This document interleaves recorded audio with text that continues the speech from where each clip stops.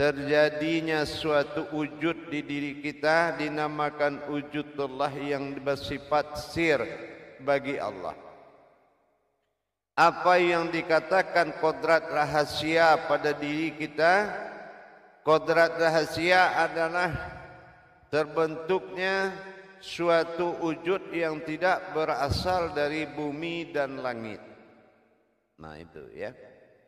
Kalau yang dinamakan rahasia itu tidak ada kaitannya asal usulnya apa yang ada di langit dan apa yang ada di bumi. Kalau dia berasal apa yang ada di langit dan di bumi, itu belum dikatakan rahasia. Nah yang kedua, kembali kita melihat rahasia kedua, yaitu tingkat kodrat keumatan yang rahasia. Nah kalau tadi sifat rahasia, yang kedua tingkat kodrat keumatan yang disebut batin rahasia. Nah batin rahasia, yang mana batin rahasia adalah batin yang tidak berasal dari apa yang ada di langit dan juga apa yang ada di bumi, tetapi kodratnya batin. Nah, apa kodratnya batin? Yaitu segala yang berwujud berasal dari batin. Kodratnya adalah umat, keumatan, atau disebut dengan batinul abdi. Yang ketiga adalah hayat, hidup. Apa yang dikatakan hayatullah, yaitu hidup yang tidak tergantung kepada apa yang ada di bumi dan di langit. Nah, tiga dia ya. Pertama adalah rahasia, yang kedua adalah batin, yang ketiga adalah hayat. Nah, hayat ini disebut dengan nur. Ini ketiga kodrat tadi adalah kodrat yang tersembunyi. Ya, yang tersembunyi.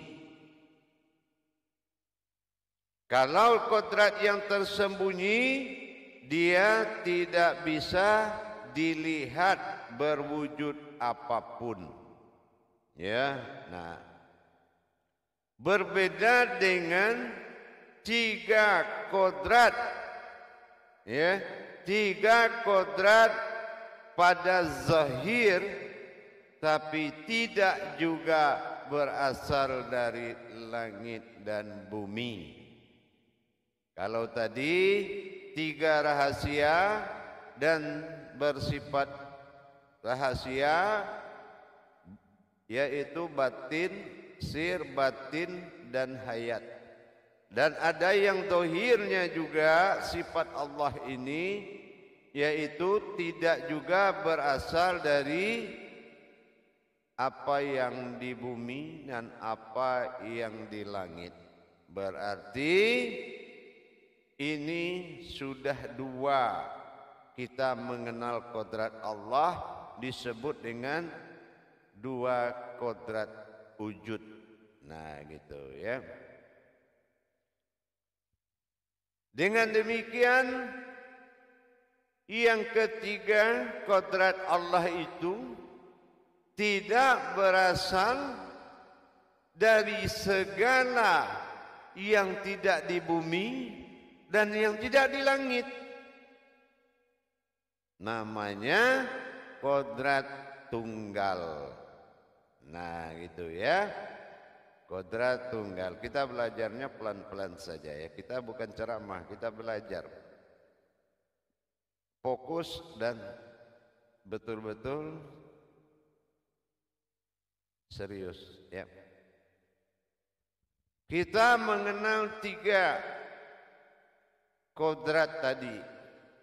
Pertama, kodrat rahasia, diulang lagi, yang tidak ada di langit dan di bumi.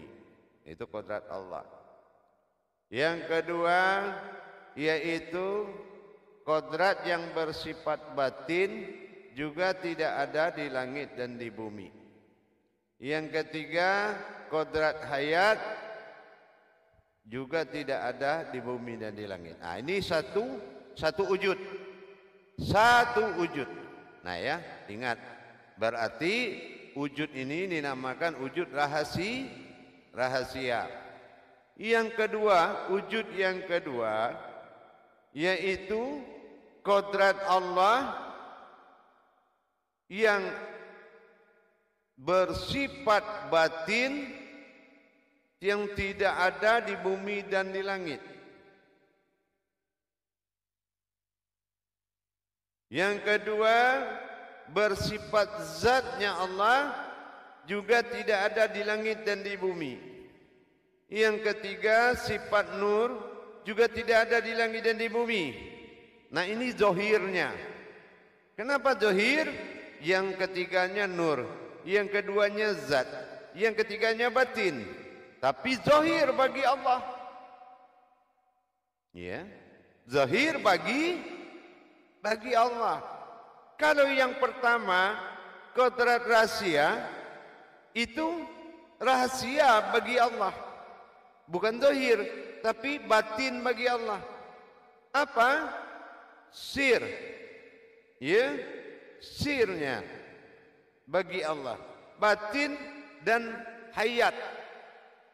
Nah, ini berarti kita sudah 3 wujud kenal tentang Tuhan. 3 satu wujud, 3 satu wujud.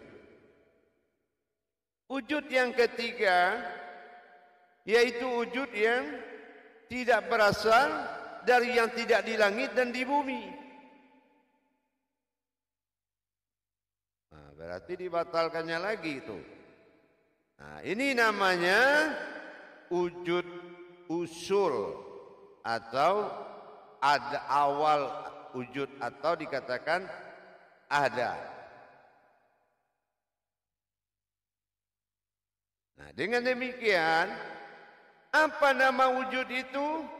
Itu yang disebut dengan alif. Ya. Artinya apa? Alif lam fa. Nah, itulah makanya alif itu bernama alif, karena adalah alam batin rahasiaku, alam batin kodratku. Nah, gitu. Ini yang alif. Alam batin rahasia, alif tersirat. Alam batin kodrat nyata adalah alam batin wujud, yaitu zahir. Tapi zahir bagi Allah. Nah, yang ketiga, alam wujud semata. Inilah alam keakuannya, yaitu diri tunggalnya. Berarti ada zahir dan wujud batin. Berarti kalau kita ingat, jumlahnya 7. Nah, gitu ya. Inilah yang akan kita pahami. Wujud pertama. Nah, kita belajar wujud pertama tadi. Jadi wujud pertama adalah rahasia. Ya. Rahasia, wujud diri rahasia yang pertama yang dikatakan alif tersirat. Nah, ini sir batin hayat, itu alif tersirat. Dan alif tersurat berasal dari batin, zat dan nur. Alif satu lagi yang tidak tersirat dan tidak tersurat adalah wujud, yaitu titik. Nah, gitu ya. Nah, jadi untuk mengenal hal demikian, Inilah kita yang mengenal asal usul diri. Asal yang zahir, usul yang tidak zahir tadi. Perhatikan jangan ada yang bergerak kemana-mana pandangannya, kecuali mencatat. Jadi dengan kita melihat asal usul kita, inilah kodrat yang dinamakan kodrat Allah pada zahir, kodrat Allah pada batin, yang selama ini kita kaji. Tapi sekarang kita mengaji bagaimana cara atau bentuk atau wujud terjadinya sampai dia bernama alif. Dan di mana posisinya di diri kita. Dan kemana kita pandang yang tiga tadi. Tiga pada zahir, tiga pada batin, disatukan menjadi wujud zahir dan batinku. Dan wujud yang alif ketiga adalah aku, yaitu ada titik awal mula jadi. Ini pengenalan hakikat dan rahasia. Makanya Allah katakan innallaha innal insanu masyakinatul wal marido. Aku jadikan engkau dari rahasiaku, tidak ada yang tahu kecuali diri engkau sendiri.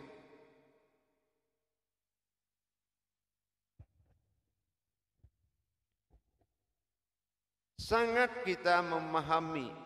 Tapi kalau kita tidak bisa mendirikannya, untuk apa paham dan ilmu, tapi tidak bisa mendirikannya. Tidak bisa melihat wujud yang zahir, tidak bisa melihat wujud dan batin, dan tidak bisa mendirikan zahir dan batin menjadi aku. Untuk apa? Kalau kita enggak bisa, maka kita harus belajar mengenal, yaitu mana diri sifat bagi Allah yang rahasia dan mana diri sifat bagi Allah yang batin.